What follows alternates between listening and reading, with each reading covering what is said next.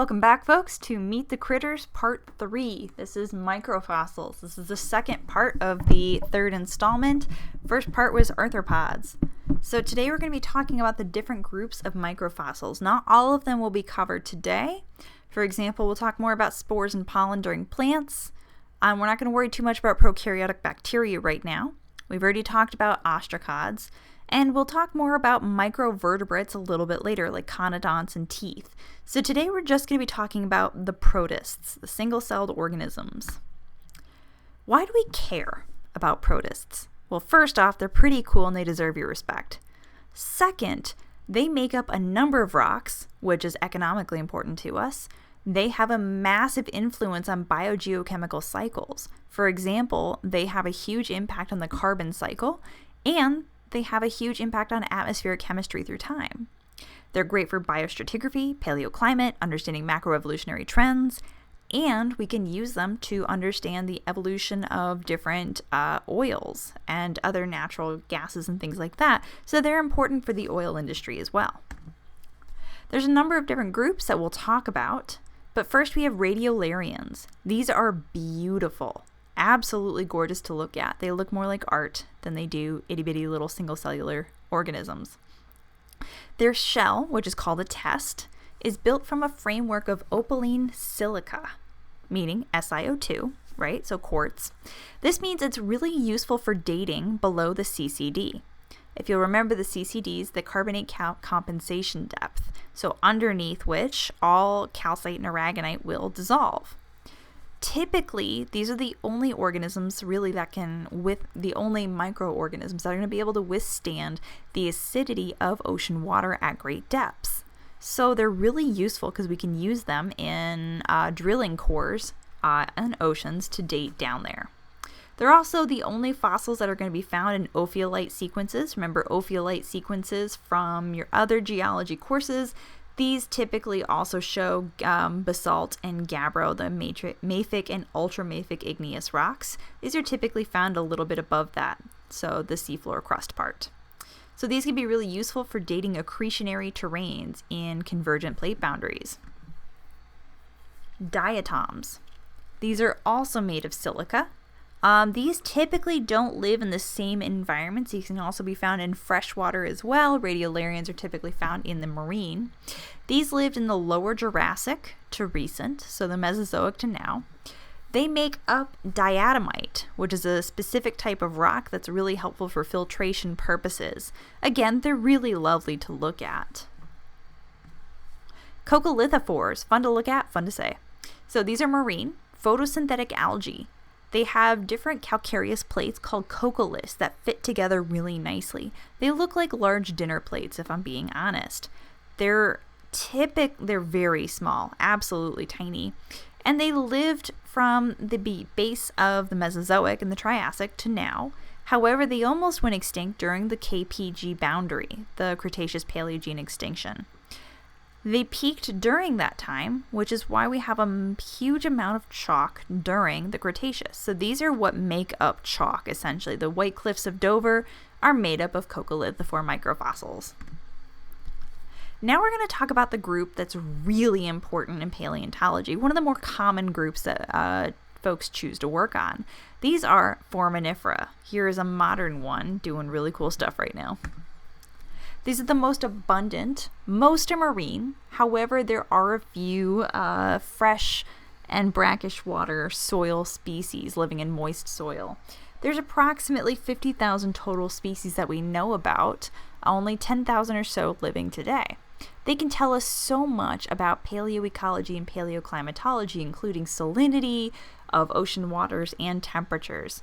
The really great thing about them is that they're short-lived. Quite literally, their lifespan is quite short-lived, which means that when they make their test, they're giving us like a snapshot of what the ocean used to look like.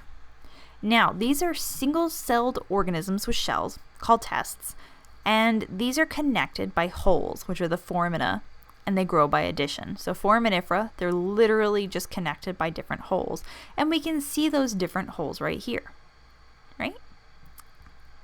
So they grow by addition, as we said. Here is a couple different juveniles, and you can see how they're adding on little additions, all connected by little foramina inside their tests.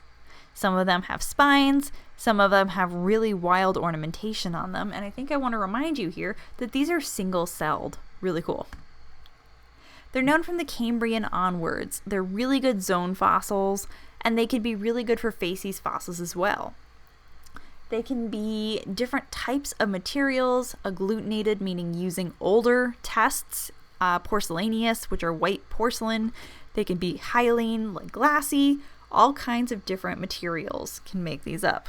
They have some benthic that live on the sea floor, and they have planktonic ones that kind of float in the water columns. So they're really quite interesting. Forams through time. So not many groups were present in the Cambrian, but we did have some. They really reached their peak diversity a little bit later, here in the later Paleozoic, but primarily in the Cretaceous to Tertiary rocks. They get really common. So they're incredibly helpful for understanding recent rocks as well. Here are some large encrusting ones growing all over different things. So really nifty. They can get quite large. We can see some different aquatic arthropods right here too, kind of running around. Looks like some crabs. And there is our foram. Sorry, I meant to highlight that. Here is a benthic foram that lived in the Florida Panhandle. So Florida forams can actually be quite large. The largest one I've seen was about this big. That's called Nummulites. Kind of looks like an open beach umbrella. Now, what we mostly use forams for, we don't use them too much for evolutionary relationships because it's incredibly difficult to tell. As you can imagine, they're single-celled. It's kind of tough to figure out what's going on. We use them primarily for understanding oxygen-18 records through time. Remember, oxygen-18 is a stable isotope. So we can get an incredibly good picture because forams are extremely common and globally distributed. So we can get really great global images of what was going on with oxygen-18 during that time. If you'll remember, oxygen-16 is taken up into ice, which means the more ice there is, the more oxygen-18 is left behind. So when there's more oxygen-18, it's colder. When the ice melts, the 16 goes back into the seawater, lowering that overall ratio of 16 to 18, meaning it is getting warmer. Now, one thing to note with distribution of different marine sediments, our microfossils actually make up a significant amount of our marine sediments.